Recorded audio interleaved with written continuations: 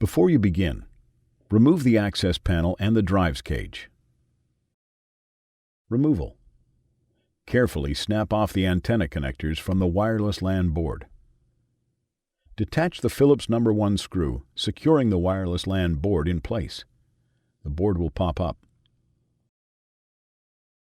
Remove the board from its motherboard socket.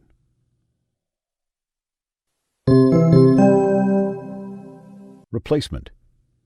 The wireless LAN board has a notch, offset from the center, which aligns over a key in its motherboard slot. To replace the wireless LAN board, angle the board into its motherboard socket at a 30-degree angle and press down. Hold it down while replacing the Phillips No. 1 screw to secure it to the motherboard. Replace the antenna connectors to the board.